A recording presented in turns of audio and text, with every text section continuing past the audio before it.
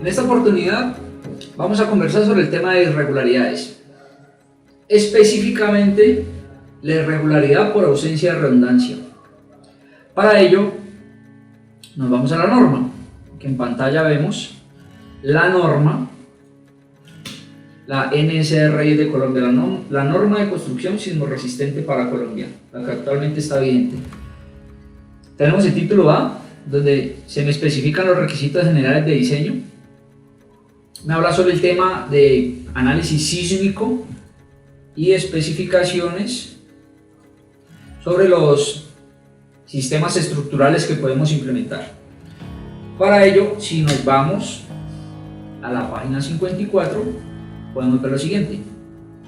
Observen esta expresión. Esta expresión es la que me define el famosísimo factor R, que es el factor de reducción de respuesta. Dependiendo del sistema estructural, definimos el R sub 0. Si tenemos un sistema de pórticos resistentes a momento, por ejemplo, si tenemos un sistema de pórticos con arrastramientos concéntricos, un sistema de pórticos con arrastramientos excéntricos, si tengo sistemas de muros de corte en acero, si tengo un sistema de muros de corte en concreto reforzado, si mi sistema de pórticos resistente a momento pero en concreto reforzado, de allí voy a obtener mi factor R sub 0, que es mi coeficiente de capacidad de disipación de energía, ¿vale? Definimos el R sub 0, depende del sistema estructural. Ahora, esto depende del sistema estructural. Estos tres factores del coeficiente básico. Ahora, estos tres factores, el phi sub R es el factor por reducción de redundancia. Estos tres factores me van a afectar el factor R sub 0 para a la final obtener mi factor R, el R con el que voy a diseñar la estructura. Es decir, a la final construyo ese espectro elástico y reduzco ese espectro elástico por este factor R para poder diseñar mi estructura, sea de concreto o sea de acero. Ahora, estos tres factores, phi sub R, phi sub P y phi sub A, van. Este factor es factor de reducción por altura. Este factor de reducción en planta. Y este factor de reducción por ausencia de redundancia. Entonces, para este caso en específico nos vamos a enfocar en el phi sub R. ¿Cómo se encuentra ese phi sub R? ¿Cómo calculo ese phi sub R? ¿Vale? Entonces, nos devolvemos nuevamente a la norma, a la NSR, y nos vamos específicamente al A3.3.8, ausencia de redundancia en el sistema estructural de resistencia sísmica. Vamos a leer un poco para tratar de digerir esto y entenderlo un poco mejor. Debe asignarse un factor de reducción de resistencia por ausencia de redundancia en el sistema estructural de resistencia sísmica phi sub R en las dos direcciones principales en planta de la siguiente manera. Específicamente vamos a concentrar este esfuerzo en ver qué pasa o cuál es ese factor de redundancia por ausencia de redundancia en un edificio que está compuesto por pórticos resistentes a momento en una dirección y pórticos con arrastramientos concéntricos en la otra dirección. Específicamente vamos a ver ese factor, cómo se encuentra ese factor en la dirección donde está el sistema estructural o sistema resistente, donde están las líneas de resistencia sísmica en los pórticos con arrastramientos concéntricos, ¿vale? Entonces para ello, aquí podemos leer: en edificaciones con sistema estructural con capacidad de disipación de energía moderada o especial, para edificaciones cuyo sistema estructural es de un material que cumple los requisitos de capacidad de disipación de energía moderada o especial, el valor de factor de reducción de resistencia por ausencia de redundancia en el sistema estructural sísmico phi sub R se le puede asignar un valor a 1 siempre y cuando en todos los pisos que resista más del 35% del cortante basal bajo la dirección de estudio cumpla con las siguientes condiciones de redundancia. Nuestro interés es ver qué pasa en pórticos con arrastramientos concéntricos. Entonces nos vamos con el ítem A. La falla de cualquiera de las diagonales o sus conexiones al pórtico no resulta en una reducción de más del 33% de la resistencia ante fuerzas horizontales del piso, ni produce una irregularidad torsional en planta extrema tipo 1BP. Entonces, lo primero que tenemos que ver es a cuáles pisos voy a evaluar la redundancia. Los pisos que son de mi interés son los que absorben más del 35% del cortante basal. Eso es lo primero que vamos a hacer. Vamos a mostrar el modelo, vamos a ver de qué estamos hablando, cuáles son los sistemas estructurales y vamos a identificar cuáles pisos tienen más del 35% del cortante basal. Una vez vemos esto, procedemos con ver la cual es qué pasa si, como lo dice aquí, qué pasa si hay falla en cualquiera de las diagonales que tengan más del 35% del cortante basal. ¿Qué pasa si falla una diagonal ante la resistencia de fuerzas horizontales y que no se produzca la irregularidad torsional de planta extrema tipo 1BP? Para ello nos vamos a ir a este modelamiento que tenemos en la herramienta ITAPS, donde vemos aquí que este sistema estructural, pongámoslo en planta, pongamos tal vez una planta, tenemos esta planta y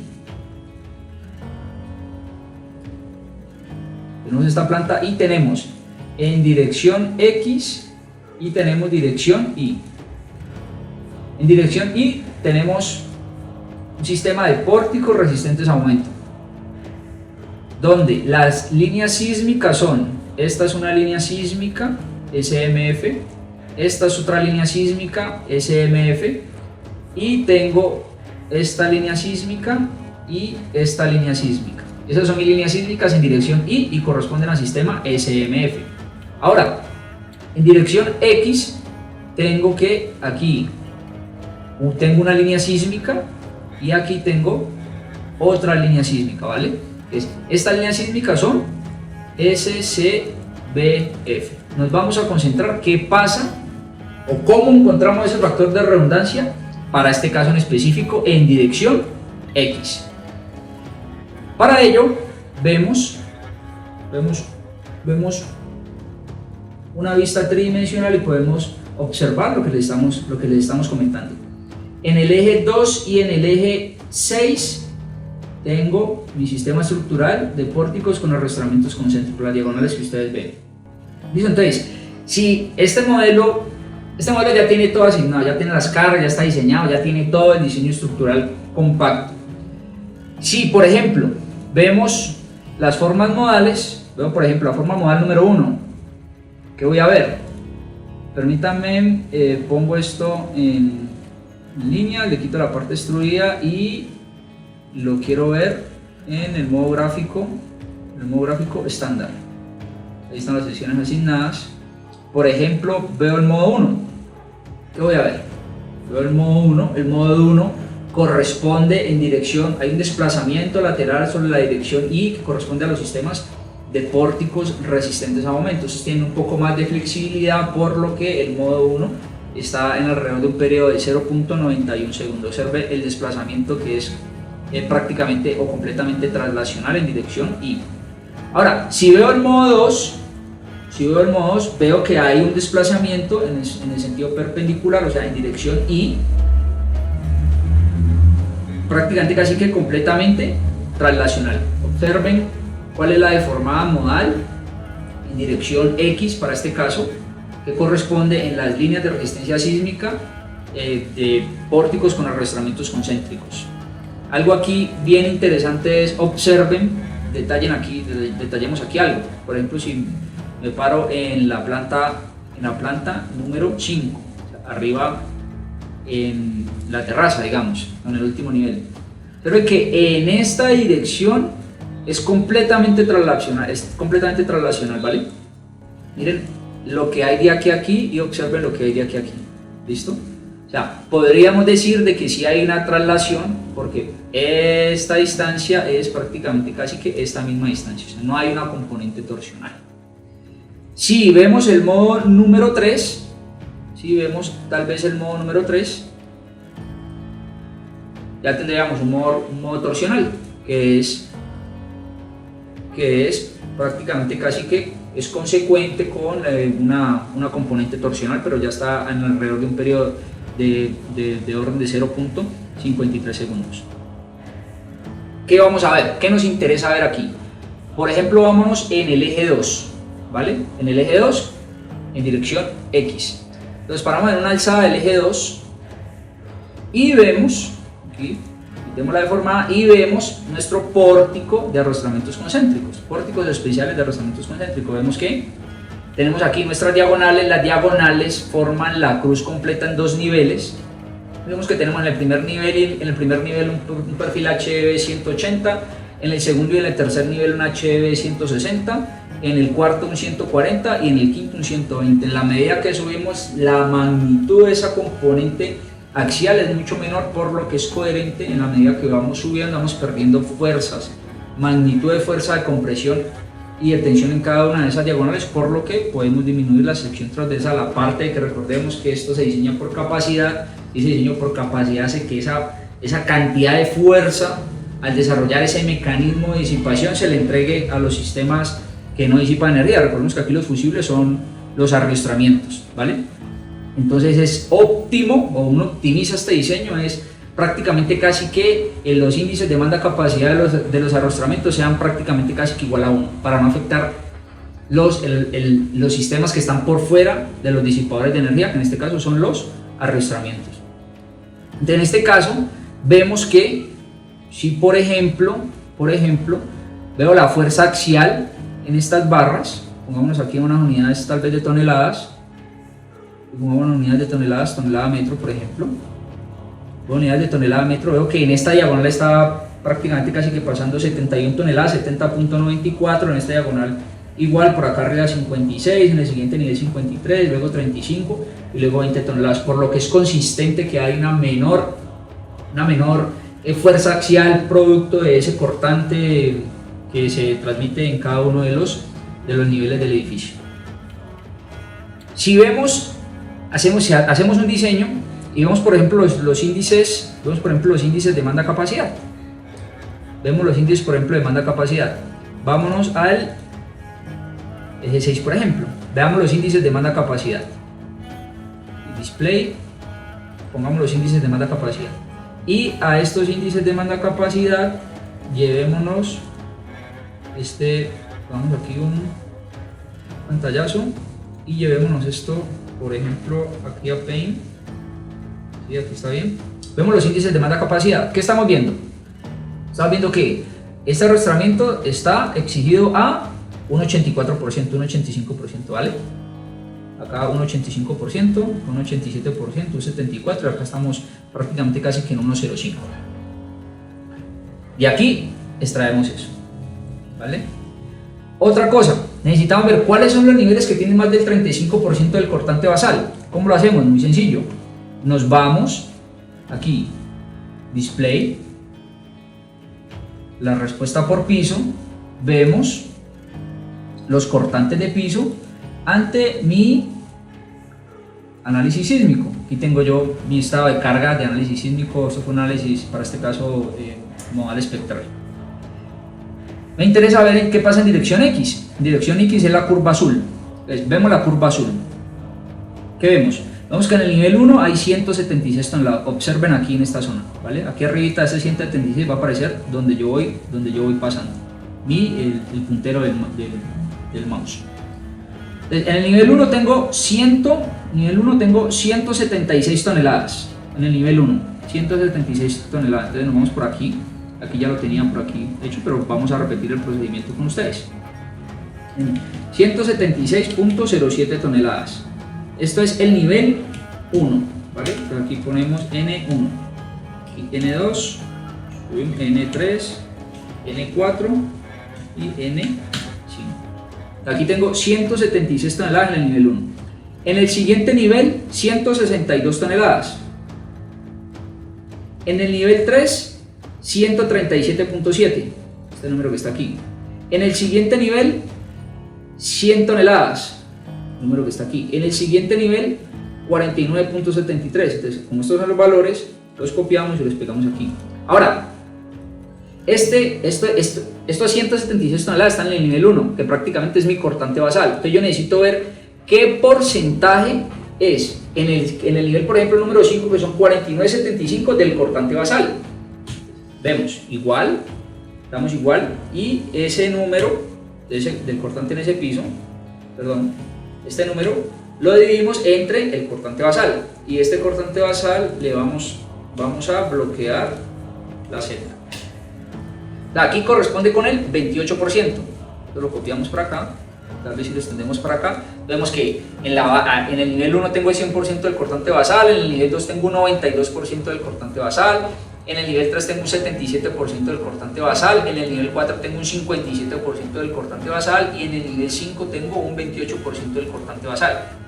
Por lo que si voy a la norma, veo que tengo que eliminar o ver qué pasa si falla un arrastramiento, pero de esos arrastramientos que tengan más del 35% del cortante basal. Por lo que aquí tengo que verificarlo, sí, y lógicamente acá también. Acá ya no. ¿Por qué no? Porque acá no tengo más del 35% del cortante basal. Dicho esto, entonces vamos a ver qué pasa si eliminamos un arrastramiento, qué pasa si falla un arrastramiento en ese nivel.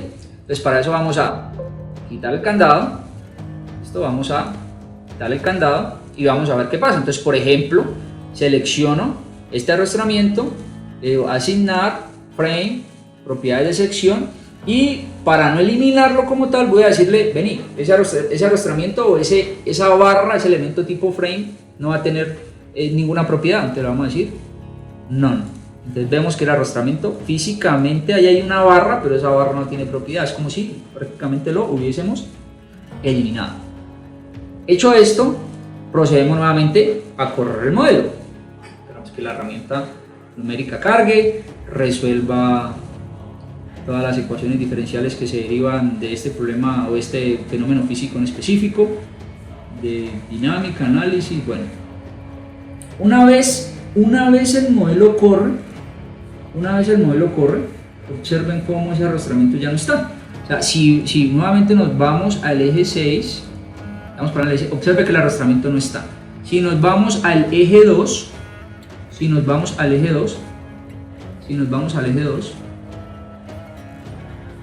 disculpen aquí, elevación, eje 2, aplicar, y si nos vamos al eje 6, aplicar, vemos que el arrastramiento no está, ¿vale? En ninguno de los dos, ¿cierto? Algo pasó. Pongámonos aquí en una vista tridimensional. Sí, el arrastramiento no está en ninguno de los dos. ¿Listo? Entonces aquí tenemos un error. Vamos nuevamente a abrir el candado. Y pongámonos sobre el eje elevación. Vámonos al eje 2. ¿Vale? Aquí estamos en el eje 2. Vamos a seleccionar asignar, y esto es un HB 180, ¿vale? Listo, aquí tenemos el HB 180, vámonos por aquí, veamos una vista tridimensional, acá atrás no está, pero acá sí está. Listo, entonces vamos a correr el modelo. Vamos nuevamente a correr el modelo. Y vamos a ver algo bien interesante. ¿Qué va a pasar? Lo primero que vamos a ver las formas nodales. Eso es lo primero que vamos a identificar. Observen que aquí el arrastramiento sí está. Vamos nuevamente a verificar. Vámonos por ejemplo al eje 2. Aquí está el arrastramiento. Y vámonos al eje 6. Y aquí no está el arrastramiento. Entonces pongámonos en una vista tridimensional. Vamos aquí en las deformadas. Vamos a ver el modo. Vamos a ver por ejemplo el modo número 1. Observen el modo número 1, ¿vale? Si le damos estar a la animación, vemos que es un modo completamente translacional propio, de que en esa dirección es la dirección más flexible que corresponde con los pórticos resistentes a momento. Si nos vamos a la dirección 2, aquí ya vemos algo bien interesante. Observen ustedes lo que está pasando. Vamos a animar un poco esto. Miren lo que está pasando. ¿Ven lo que está pasando? Observen de que ya ese desplazamiento que era completamente translacional ya no está. ya tengo en cierta medida algo de componente torsional. Entonces, ustedes como en esta zona, este desplazamiento aquí, esta distancia o magnitud de movimiento que hay aquí, es mucho menor que lo que hay acá atrás. Observen lo que hay acá atrás, toda esta distancia versus lo que se mueve aquí. Ya hay cierta componente torsional. Vamos a cuantificar esa componente torsional. ¿Qué vamos a hacer? Vamos a parar esta animación, vámonos tal vez aquí en planta, ¿vale? Y vámonos por ejemplo a la planta número 5. Observen ya lo que estamos viendo aquí. Miren toda esta distancia que hay acá versus esta distancia pequeñita que hay aquí. En la forma modal número 2. Yo creo que estamos parados en la forma modal número 2. Entonces ya esa relación que prácticamente casi que había, ese desplazamiento lineal que había, ya se perdió, ya tiene algo de componente torsional. ¿Qué me dice la norma? Vámonos nuevamente a lo que dice la norma. La falla de cualquiera de las diagonales o sus conexiones al pórtico no resulte en una reducción de más del 33% de la resistencia ante fuerzas horizontales. Ante fuerzas horizontales. Entonces, podríamos tener, por ejemplo, de que en dirección X, aquí, en dirección X, en esta dirección, yo aquí tengo una línea de resistencia sísmica, aquí tengo otra línea de resistencia sísmica, donde aquí, si estoy en ese nivel, tengo aquí mis dos diagonales, tengo aquí mis dos diagonales, es decir, si el sismo viene en esta dirección, esta diagonal va a estar en compresión, esta diagonal va a estar en tensión, esta diagonal está en compresión. Entonces, ¿cuántas diagonales tengo en compresión? Tengo una diagonal y dos diagonales. Prácticamente casi que cada diagonal va a tomar el 50% de la carga sísmica. Entonces, si pierdo una diagonal, esa diagonal va a tener el 50% de la resistencia. Y la norma me dice, ojo, si tiene más del 33%, no tiene ese factor phi, no es 1. Ese factor phi es menor a 1. ¿Cuánto? Ya lo vamos a ver. Entonces, a simple vista podemos identificar que solamente quitando una diagonal sería como suficiente por uno decir, pero entonces vamos a ver si realmente, porque aquí, si este tiene 50, este tiene 50, entonces aquí ya estoy quitando el 50%, ¿vale? Aquí estoy quitando el 50%, entonces vamos a cuantificar ese número, si realmente es el 50%. Es que vemos lo siguiente, vámonos a la elevación, elevación del pórtico del eje 6, donde muestra la diagonal. Si volvemos a diseñar, ¿qué va a pasar? Que ya este elemento va a estar en rojo. Entonces claramente antes estábamos en 71 toneladas, por ejemplo si nos vamos, vemos el nivel de fuerzas, ahora ya tengo 106 toneladas. Tenía 71, tengo 106 toneladas. Si diseño y vemos por ejemplo el índice de demanda capacidad, y que me muestre por favor el índice de demanda capacidad, vemos que ahora está en 109. Entonces con este objetivo fue que yo saqué el anterior pantallazo, precisamente para comparar, hacer esta comparativa entre un modelo y el otro. Ahora sí, me corro un poquitico por acá. ¿Qué veo?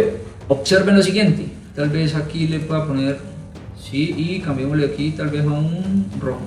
Observen, esta diagonal ya no está, por lo que aquí paso de estar a un 85% a estar prácticamente casi que a un 1,1.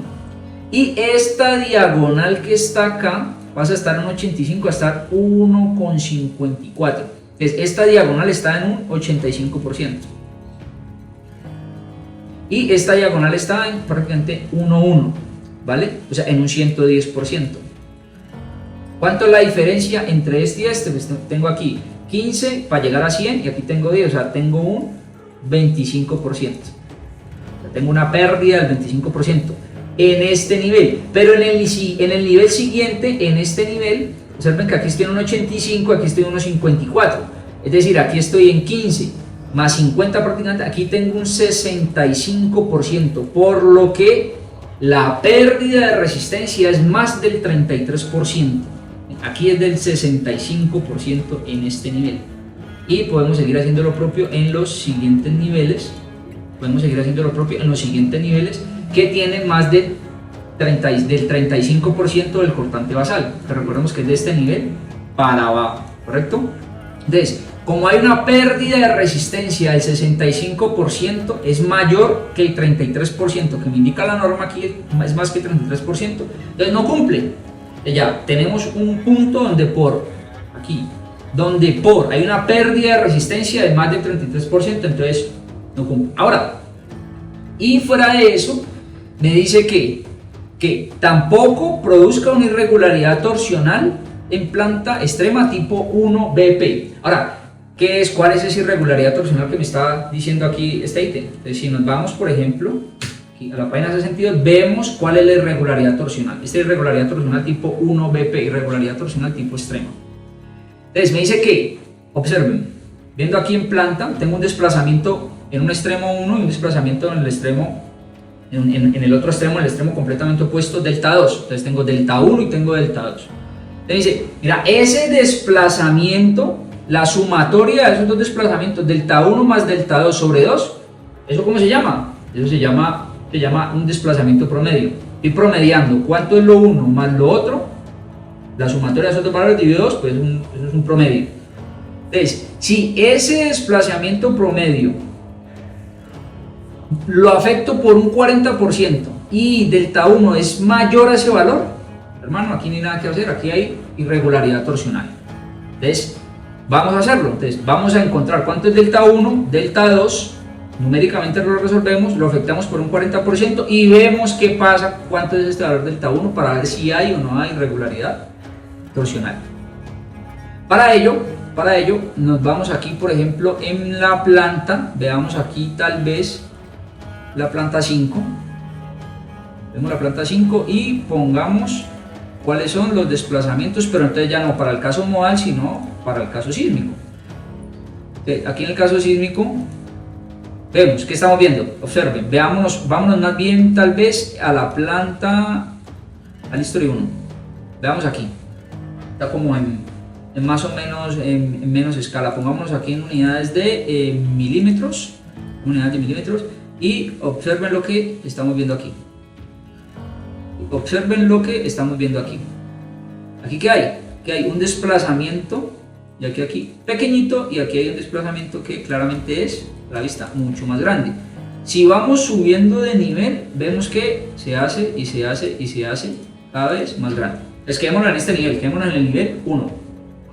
Entonces, numéricamente, ¿cuánto es? Observen, aquí tengo en X 2,95. Estamos evaluando en dirección X.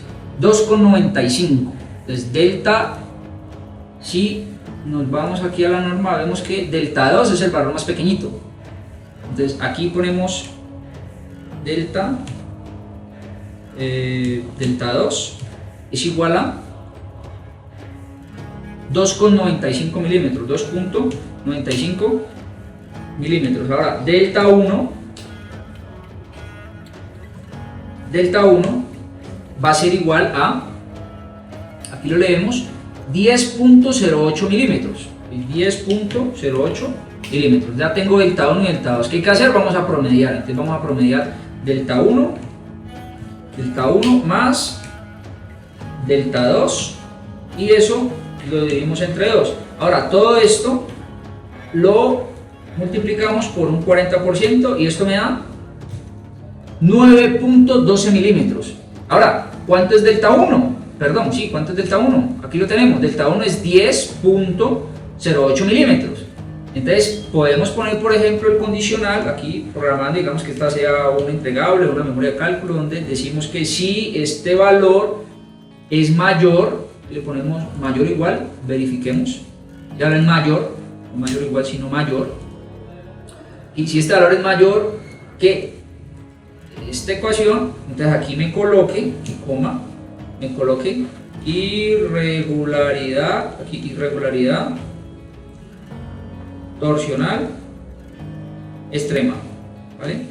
Y aquí un warning, y si no, pongo aquí revisar, ponemos igual, hay irregularidad torsional extrema. Esto se está cumpliendo, efectivamente hay irregularidad torsional extrema. Entonces, como tenemos irregularidad torsional extrema, vamos a ver qué pasa en el siguiente nivel.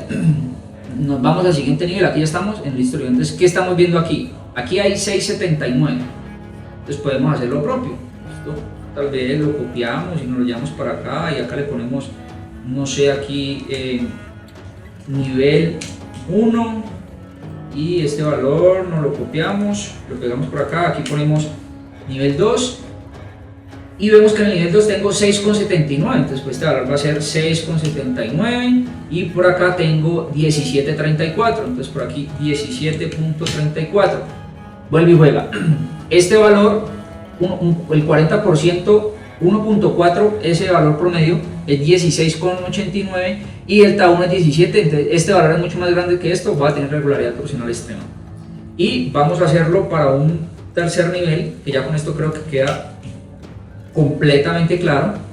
Vamos al siguiente nivel. Vemos que aquí tengo 10,70, entonces este sería 10,70 y acá tengo 23,36. 23,36. Vale, entonces este valor va a ser 23,84. Entonces en este punto tal vez como que se puede salvar. Listo, estamos ahí como pegándole en el palo. Pero listo, entonces identificamos que sí hay irregularidad torsional extrema. Se logra ver, si logramos animar esto, vemos cómo tal vez sí hay, digamos que aquí lo que se ve es esa componente diagonal, porque aquí están los efectos, el efecto sísmico en una dirección y en la otra, hay una combinación direccional, para este caso 130 o SRS, entonces digamos que aquí por eso se ve como si hubiera esa componente diagonal. Pero si vemos la respuesta modal, modo número 2, observen cómo se ve de que con la pérdida de ese arrastramiento, ya pasa a tener una componente completamente translacional a tener una componente torsional. Entonces, efectivamente, volviendo acá, efectivamente existe irregularidad torsional por la pérdida de ese arrastramiento. Entonces, volviendo nuevamente acá, ¿cuánto es phi? Aquí, bueno, vale, si existe la falla y en este caso es 1, sí, falla un arrastramiento y no hay pérdida del 33% ni tampoco se produce irregularidad torsional. En este caso hay pérdida de más del 33% en la resistencia y hay irregularidad torsional, por lo que aquí en sistemas estructurales que no cumplen las condiciones enunciadas, lo que ya se comentó, el factor de reducción de resistencia por ausencia de redundancia en el sistema estructural phi sub r se le debe asignar un valor de 0.75. Entonces para este caso en específico phi sub r es igual a 0.75. Entonces aquí ya calculamos el factor phi. Recordemos que aquí faltaría entrar a ver qué pasa con el factor, phi sub p planta, a ver qué pasa con el factor phi sub a en altura, definir un factor r sub 0 y el factor a la final r, y r que es el factor de reducción de respuesta, pues sería phi sub r por phi sub p por phi sub a por ese llamado R0, que es tomado depende del sistema estructural a utilizar, lo que ya comentamos al inicio. Espero que esta información sea de utilidad. La verdad es que cuando nos enfrentamos a este tipo de proyectos o a proyectos en nuestra práctica profesional, es necesario sí o sí aprender a calcular o aprender a definir estos factores, porque lo que estamos haciendo es, tenemos el espectro, lo vamos a reducir por un factor que depende del sistema estructural y otro que depende de la configuración del sistema. Este factor de ausencia de redundancia me está diciendo le falta redundancia del sistema, o sea, le faltan elementos estructurales para que haya una adecuada disipación de energía, entonces tenerlo en cuenta con este factor.